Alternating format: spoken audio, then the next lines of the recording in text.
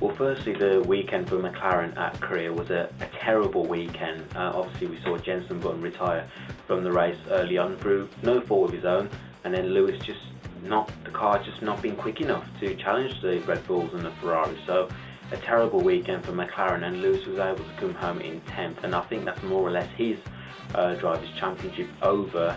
Lewis needs to win a couple of races now and needs to hope the likes of Sebastian and Fernando fail to finish a couple of races from now to the end of the season, but I can't see that happening, so I think Lewis is out of the championship now.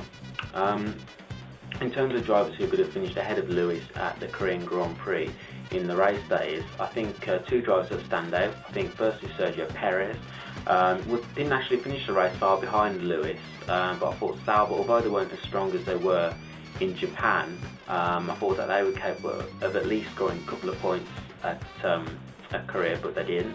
And also Paul Di Resta, Force India, obviously he will have been frustrated not only with his performance in his weekend, but the fact that Nico Hulkenburg, his teammate, finished 6th and scored 8 crucial points for the team. So Paul also blamed his, not blamed his team, but rued poor tyre strategy. So that was what led to him finishing 12th. And Paul needs a big result at the Indian Grand Prix. So two drivers that could have finished ahead of Lewis Hamilton at the Korean Grand Prix in the race, Sergio Perez and Paul Di Resta.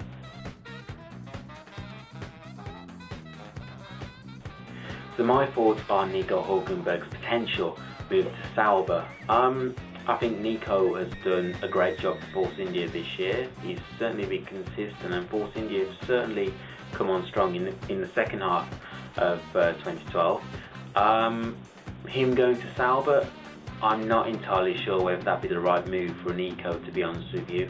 Going to Sauber, don't get me wrong, Sauber have had a fantastic season with 4 podiums. Sergio Perez and Kamui Kobayashi have driven the wheels off that Sauber this season. But Force India and Sauber are 2 midfield teams, and I can't understand why Nico would want to leave one midfield team for another midfield team, to be honest with you. If, for instance, Ferrari or a big team like McLaren, Ferrari or Red Bull came calling for Hulkenberg, then perhaps I could understand why Nico would want to leave Force India. But going to Sauber, is it the right move? For me personally, no. So I think Nico Hulkenberg, if he does go to Sauber, he's making the wrong decision, and I just think he'd be better off staying at Force India.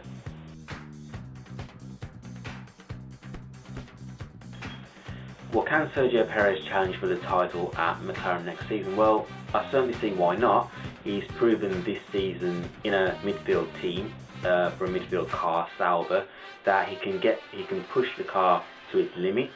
He can get the best out of the car, and we've already seen him on the podium 3 times this year. So if he can do it in a Sauber, then I don't see why he can't do a job at McLaren. I think he'll do well alongside Jenson Button at McLaren next season, and I do wish Sergio all the best, because we know he's a fantastic driver. He's proven that this season, also last season as well. So I think Sergio, if he's given the right car from the start of the season, and if he can be consistent throughout 2013, then I see no reason why he can't challenge for the driver's title next season. And I'm sure Sergio will be looking to win races at McLaren. That's why he's in Formula 1, to win races, to win championships. So I'd love to see Sergio Perez challenge for the title next season, and I think he can if he's given the right car by McLaren.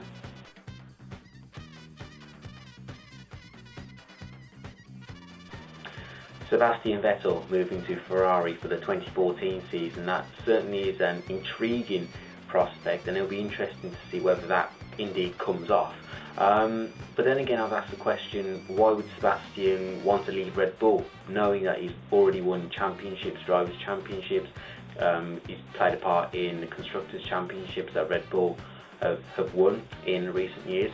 So that'd be one question I would ask as to why Sebastian would want to leave Red Bull. But Sebastian going to Ferrari, it would be a new challenge for Sebastian, and it'd be interesting to see how Sebastian would fare against Fernando Alonso in the same team.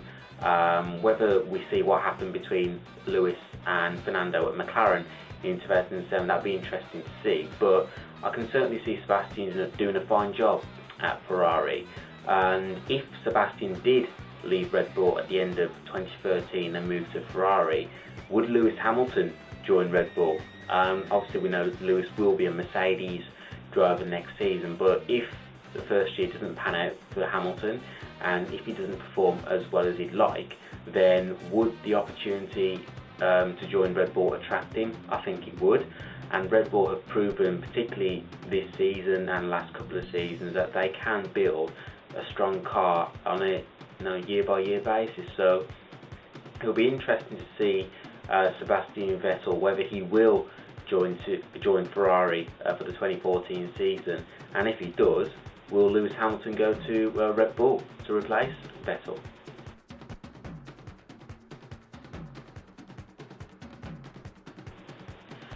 Well, it certainly does look like the 2012 Drivers' Championship is going to be contested between Fernando Alonso and Sebastian Vettel, two fantastic drivers.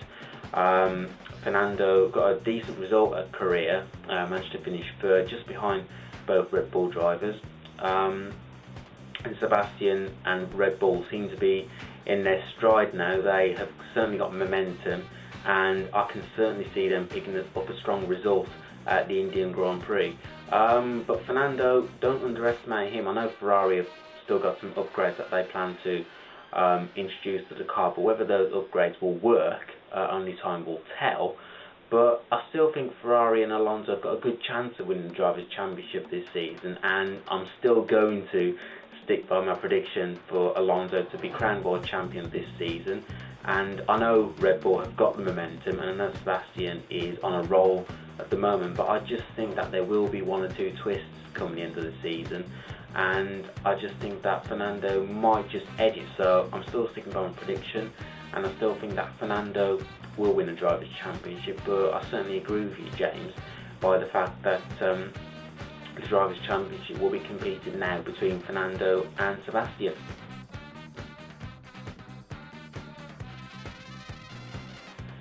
My predictions for the Indian Grand Prix, well, I've already said that I believe Red Bull will come out on top. I think a Red Bull will win. I believe a Red Bull driver will win at India. As to who it will be, I don't know. I think Mark Webber will certainly have a point to prove. He hasn't really had, his second half of the season hasn't been great, and he's struggled since winning at Silverstone. So I'm sure Mark will want to definitely win this Grand Prix. I think Sebastian, obviously, he'll be going into the Indian Grand Prix with plenty of confidence, having won at Korea.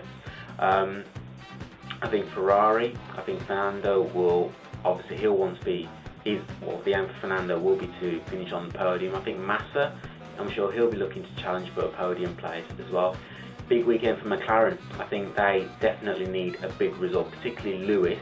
If he wants to remain in the race for the Drivers' Championship, then it's a race that he's got to win, I think, to stand any chance of being in contention for the Drivers' title. But I also think Force India, obviously they'll be hoping for a strong weekend, their home Grand Prix, and Nico Hulkenburg and Paul di Resta, I'm sure, want to definitely put in a strong performance, not only for themselves, but also for the team, also for the Indian Formula One fans as well. So I am going to go for a Red Bull win, but I'm not entirely sure as to who will win. I think Alonso will end up on the podium, and I'll go for a surprise third place. I think one of the Force India drivers will end up on the podium. So that's my prediction for the Indian Grand Prix this weekend. If you do have any F1 questions, do send them to @baggies20.